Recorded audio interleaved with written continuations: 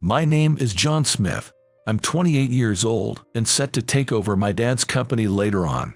My family used to be pretty well off, up until my grandpa's generation. We were quite famous in our town, and my great-grandpa built a huge house on the biggest plot of land around. Our family operates large fishing boats, hiring captains to go out to sea. We wholesale the seafood they catch to souvenir shops at nearby airports and big inns. My family started fishing back in my grandpa's father's day, establishing Smith Seafood Co. to wholesale the catch. The sales have gone down quite a bit compared to the old days, but the fishing grounds our boats work in are famous for yielding really tasty seafood, so we still get a steady stream of orders from well-known inns and hotels. Thanks to that, even as young people drift away from fish and orders from the restaurant industry and airports decrease, the company is still getting by somehow. However, since our generation isn't as wealthy anymore, my mom didn't seem too keen on pushing me to take over the company. But my dad was different. I had enrolled in some college department without really knowing what I wanted to do, but I dropped out right away. As I drifted around attending vocational training, my dad suggested, "John, you don't seem cut out for working with lots of people, so the limited interactions on a boat might suit you better." At first, I thought there's no way I could hack it as a fisherman. I had less muscle than my dad, and I half-assed it even when I did join sports clubs. So I insisted, "That's impossible for me. I'm definitely not taking over." However, my dad told me to go out on a boat once, just to try it out. When I went out to sea on a small boat, I awakened to how fun and wonderful it was. The exhilaration of the boat speeding forward, cutting through the waves. Also, the sense of liberation that comes with working surrounded by nature. The feeling of connecting with others as you communicate with the friendly older guys, combining your strength to pull in the nets, teaching each other the best spots to catch high-value fish. More than anything, I realized that even if there's more danger to my life compared to working a normal company job doing assigned tasks on a computer all day, I'm more mentally healthy facing living creatures and nature like this. Ever since I was in school, I felt a suffocating sense of being trapped in the closed-off environment of classrooms, and the stifling feeling of living in fear of being criticized by teachers and classmates. Those were the stresses I felt up through college. The lack of that pressure may have been the #1 reason I decided to become a fisherman. Also, men of the sea tend to be good-natured, with very little need for pointless niceties, flattery, or sucking up to others. So I think this job is a good match for me, an honest guy who's bad at brown-nosing. I immediately re-enrolled in a school where I could quickly get certified to operate boats. I successfully got licensed and graduated. And now, as you can see, I'm working as a fisherman alongside my dad. After I started working, my dad said this job isn't easy, then proceeded to strictly train me without holding back. And at the end of each workday, in contrast to his demon-like shouts while working, he'd always tell me in a calm voice, "Good work today. Keep it up." Looking at my dad's tanned muscular arms and legs and back, it's like I can imagine all the hardship he's been through. On the boat, I'd watch my dad's back as I diligently followed what he taught me and applied myself to my duties on board. Since I was starting from zero, not knowing anything beyond the basics of operating a boat, at first I kept getting yelled at with things like, "What are you doing? You spineless wimp," and "Hey, you're gonna get hurt doing that. Don't let your guard down, idiot." But that's to be expected. Even veteran fishermen with years of experience sometimes unexpectedly fall off the boat or get in accidents with rope winding machines and lose their lives. My dad had witnessed the gruesome state of many guys who met with accidents. Because of that, he felt strongly about never letting that happen to me, his son.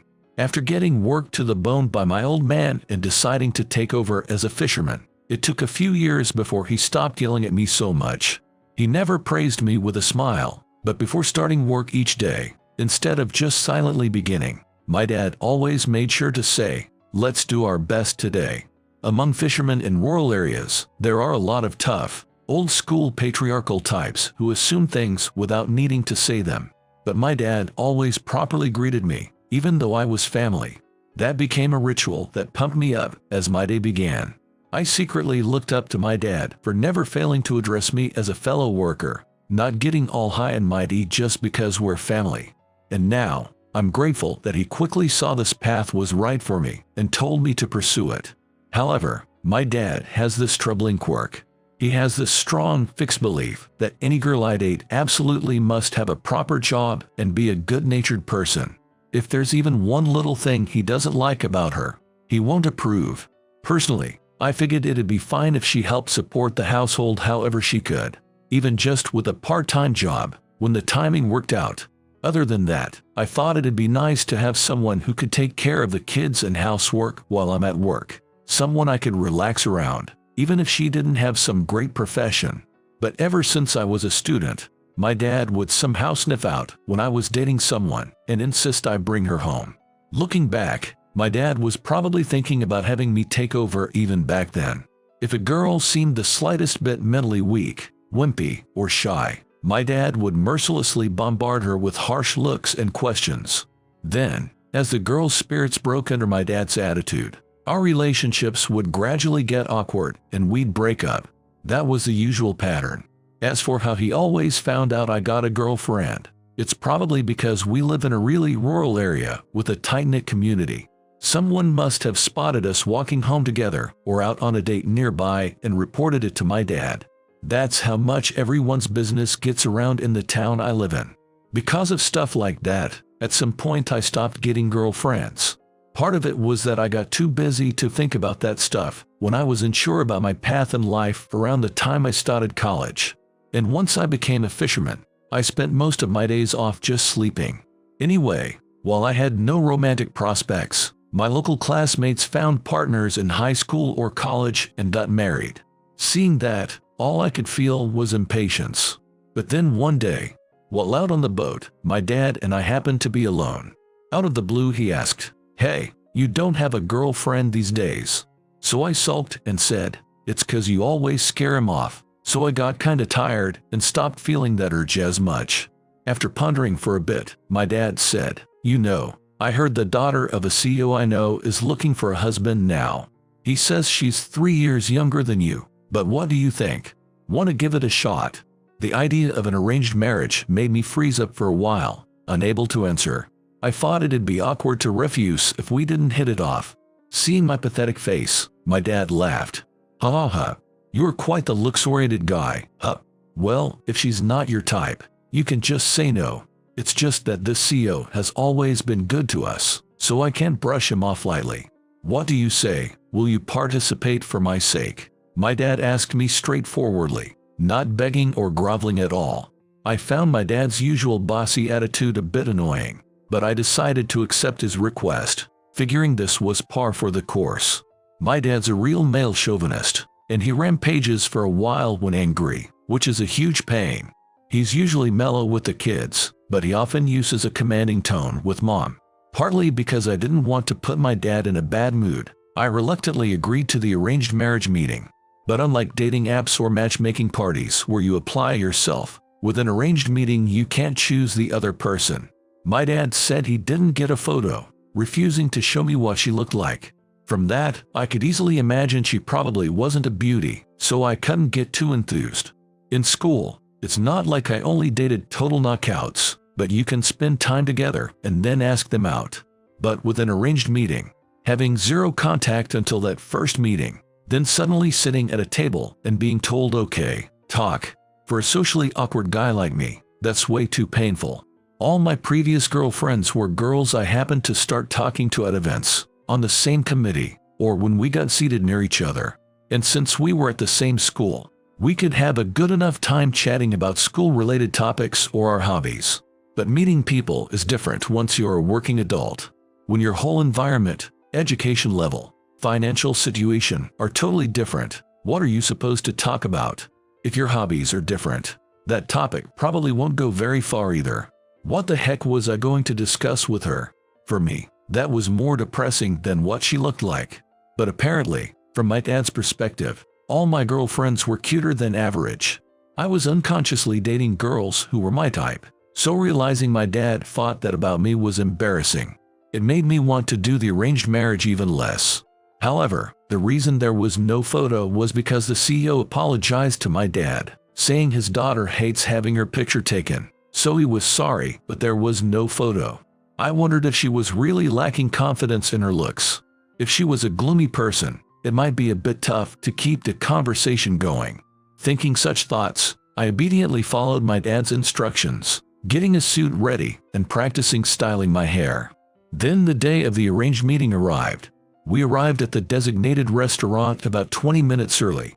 We were told they were already seated in the room, so we headed to the specified room. I slid open the door, saying sorry to keep you waiting as I entered. Then my dad and I saw her in frozen shock. It turned out the CEO's daughter was in a wheelchair. We hadn't been told anything like that. My dad glanced at the CEO with a look that said as much, but the CEO kept a poker face as if nothing was amiss. Damn, we got tricked. I could immediately tell my dad was crestfallen. But since we were in front of the concerned parties, my dad kept his expression unchanged. With a plastered-on smile, he amiably made small talk with the CEO. My dad usually has a short fuse, but he's terrifyingly good at putting on an act for others. After my dad and he chatted a bit, we introduced ourselves to each other. Nice to meet you. I'm John Smith. Thank you for coming today. No, thank you for having me. I'm Emily Johnson. Nice to meet you too. Once we flatly exchanged greetings, Mr. Johnson said with a smile, well then, I suppose it will be easier for you two to talk with just each other. Shall we step out for a bit? Mr. Johnson and my dad, who was desperately suppressing his anger to keep it from showing on his face, left the room together. No matter how advanced social welfare becomes, to my dad, Emily's condition surely seemed like nothing but a burden that would make living together a hassle. Plus, my dad and Mr. Johnson weren't just close to work. They were childhood friends who went to the same local schools and were quite tight. My dad was probably really shocked that Mr. Johnson had lied to him in such an important situation. As I hoped my dad wouldn't get into a fight with Mr. Johnson later, I nervously tried talking to Emily. While I got a cold impression at first, that was just because she wasn't the type to plaster on a fake smile or raise her pitch unnaturally. Surprisingly, I was able to have a normal conversation with her. Her calm way of speaking and voice that wasn't needlessly shrill. I was getting a good impression of this unpretentious woman who didn't pointlessly try to liven things up. She's not an incredible beauty or anything, but I thought she had a nice look that seemed to reflect her calm and intelligent personality. I was glad it was her who came today. If it was someone way out of my league, all sparkly and glamorous, I'd have to worry too much about how I come across. Plus, with someone like that, I wouldn't feel like I could be myself. It's not hard to imagine how, in my rush to come up with clever topics to discuss, things could get weird. But with her, there was no forced attempt to appeal to men in her speech, mannerisms, or attire. So despite it being our first conversation, I was able to talk with her without any nervousness, as if we'd met before. Whether I'd develop romantic feelings for her, there's no way I could know at this point. But I was silently relieved that today's meeting seemed like it would end on a fairly pleasant note. After chatting about each other for a while, Emily's expression suddenly clouded over. It seems my father didn't tell you about my legs until today. I'm truly sorry about that. Apparently my father is really hung up on my disability. So he figured that the number of men who'd accept me would be limited, and he wanted to marry me off to some decent guy soon. But I never imagined he'd keep quiet about my legs until the day of the meeting. It'd be a real hassle for you if this arranged marriage gets forced through as is, right? So with our fathers ask how you want to proceed, please feel free to turn me down, she told me. However, even though I was certainly surprised at first, I said I wouldn't reject an arranged marriage just because she was in a wheelchair. But rather than looking relieved, Emily's expression remained gloomy. Maybe she just doesn't like me all that much. Seeing Emily's candid reaction, I felt dejected. But after this, Emily would go on to reveal a shocking truth. Hearing it, I finally understood the real reason she had seemed somehow apologetic this whole time. A short while after hearing what was really on Emily's mind, my dad and Mr. Johnson, who looked a bit troubled, returned to the room. Then Mr. Johnson said, "John, thanks for coming today. Seems like my daughter had a good time chatting with you, so that's a relief. Well then, I'll be in touch." My dad then barked at me, "Hey, let's go," and dragged me out of the room by the arm. My dad pulled me along by the arm wordlessly. And seeing how Mr. Johnson looked when he came into the room, it was clear as day that there had been some sort of confrontation. As expected, my dad was fuming. For him to set you up with his daughter without telling me something so important. I never knew he was such a dishonest bastard. If you're gonna take over our company, I was planning to have your wife help out with the business too. And now this, with her legs.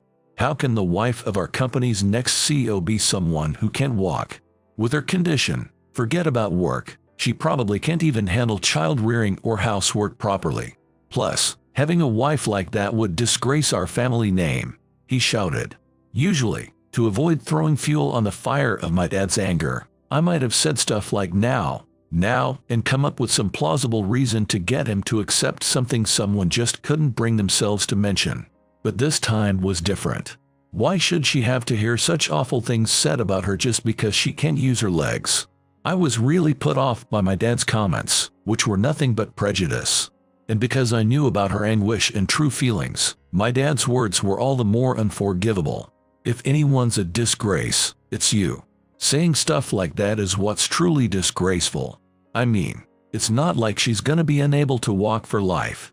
Then, when I told him that she didn't actually lose the function of her legs or become unable to walk because something was wrong with her brain or nerves, my dad's eyes went wide.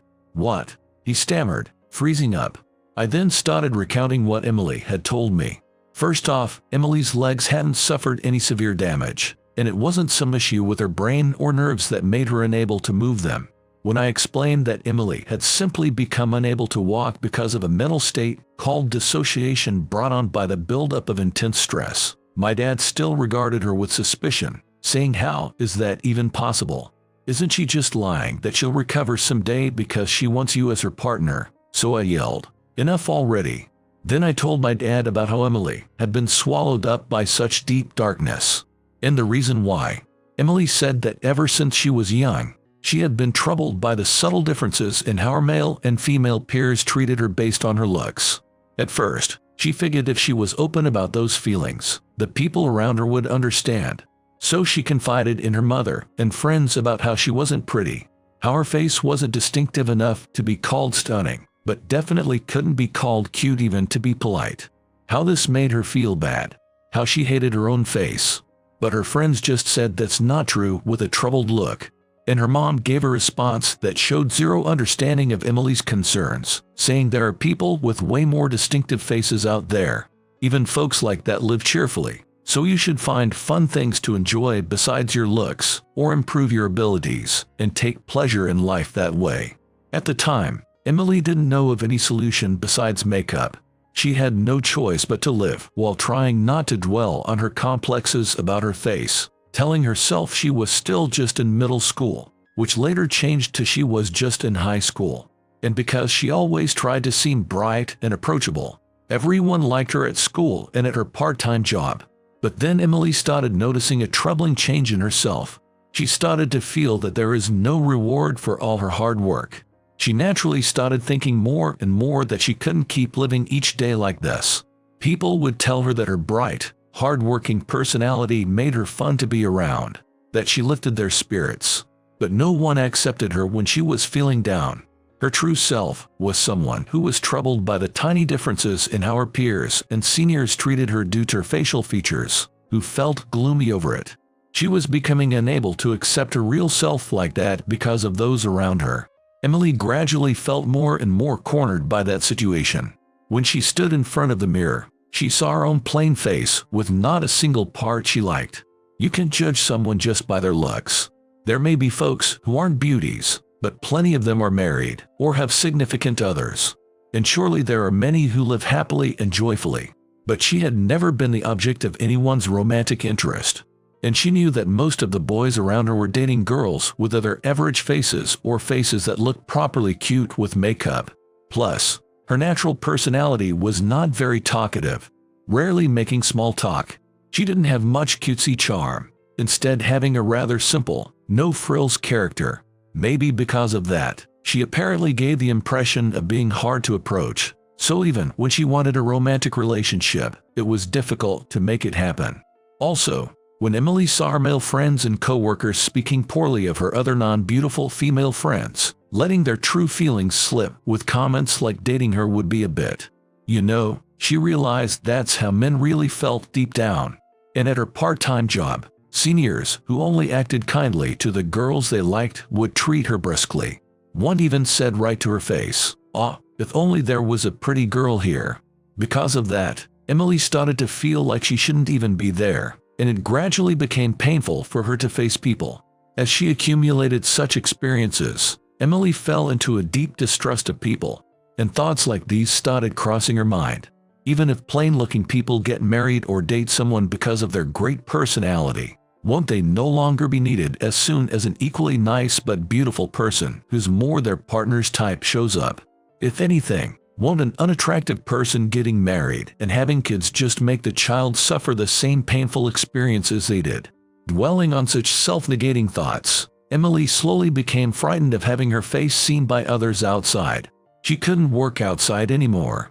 Eventually, she couldn't even ride the train. What really pushed Emily over the edge as she sank into this distrust of people was those closest to her. Her parents, who were of the baby boomer generation, and her classmates kept pestering her relentlessly. "Date someone. Aren't you looking for a husband?"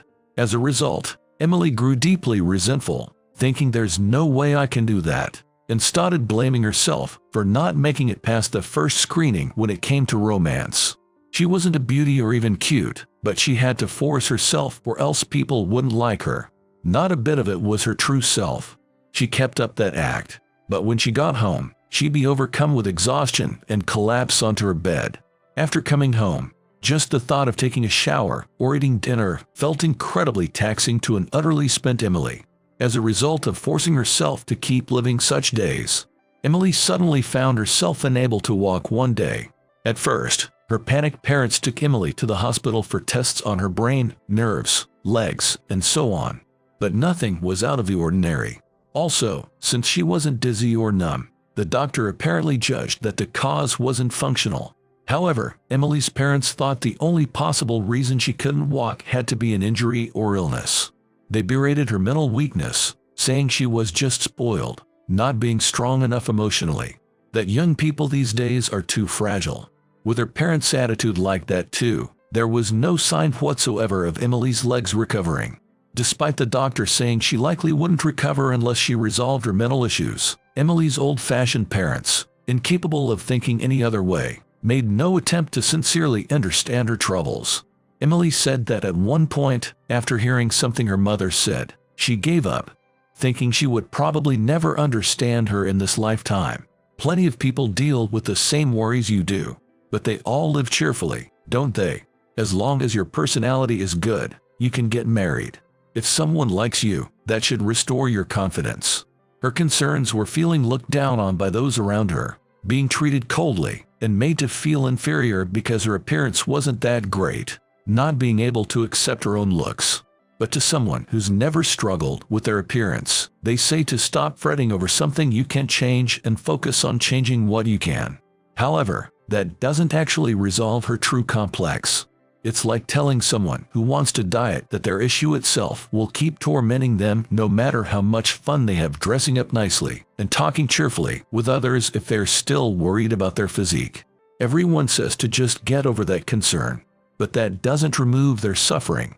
I think the solutions for face versus physique are quite different, which may be where everyone pushes the mindset of live without caring about your face.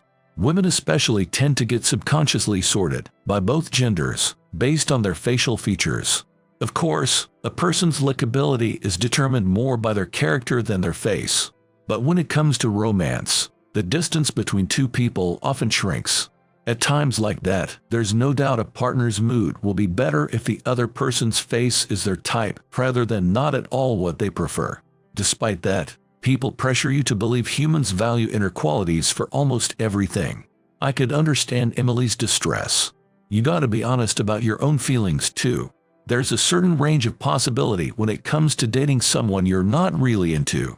Even without any bombshells around, if there are two women, you can't help but compare which one is closer to your type. So for someone who doesn't really fit the mold in terms of looks or personality, It's totally understandable to feel down about that. Sinking into a deep depression over cold treatment from those around her, the pressure and values forced on her. Emily said she's especially scared of people her own age. She told me that the night before our arranged meeting, she couldn't sleep, worrying what if he's disappointed in me. On the day of the meeting, when she met me, even though my face showed a bit of surprise at the wheelchair, Emily mumbled in a voice that sounded ready to vanish at any moment that she was thoroughly relieved I talked with her normally. But even if she smiles and chats with me like that, I can't know what's truly in her heart. Once people reach adulthood, they gain the ability to hide their inner thoughts to some degree and interact amiably, to laugh and converse in a lively way even without any actual fondness. Emily figured I was just being considerate by having a pleasant chat with her. She wants no man to feel obligated to marry her. So she said she absolutely doesn't want me agreeing to keep meeting just because we might sort of get along. Hearing her firm resolve, I realized it would be wrong to thoughtlessly say I want to meet again. My old-fashioned father also spouted some really off-base nonsense about how if a woman has good looks, she'll make a fine wife and mother. He didn't understand Emily's troubles at all.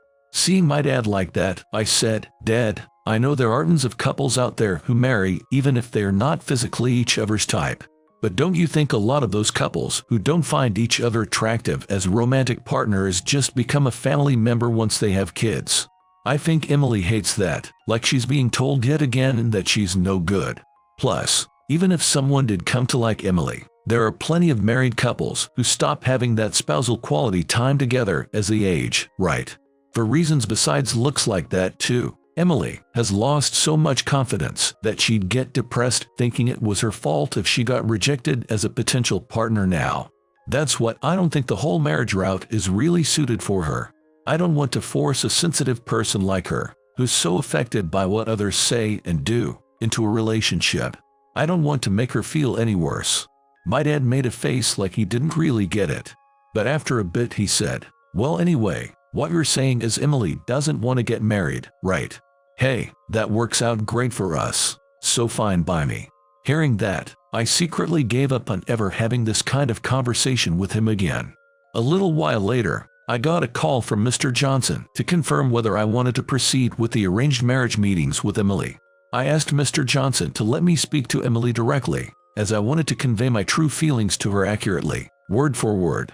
Mr. Johnson seemed taken aback for a moment, but he quickly understood and agreed. Then Emily answered the phone with a slightly gloomy hello. I said to her, "Emily, I genuinely want to try talking with you again. I'm not saying we have to force a romantic relationship, but when I was chatting with you, I felt I could talk about whatever I wanted to, naturally, without getting tense or worked up. I don't think you come across people like that very often.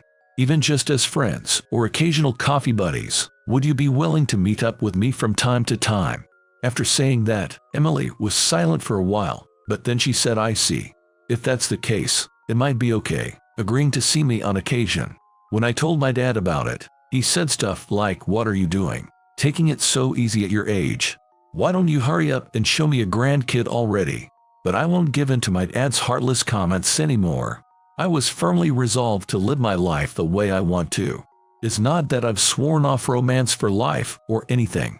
I just figured that for now, I'd enjoy the company of this person I met by chance. I kept interacting with Emily simply as one human to another. And as I met and talked with her, I was reminded that being around Emily really does put me at ease. I'm not sure if I should call this a merely drinking buddy type of relationship or a friendship. It doesn't quite feel casual enough to be friendship, but then again, it doesn't seem like that shallow of a bond considering she confided in me about her deep troubles. But the time I spent talking with her is a nice change of pace, and she no longer has that gloomy look on her face like when we first met. I think that's surely because she doesn't have to be on guard as a potential romantic partner anymore.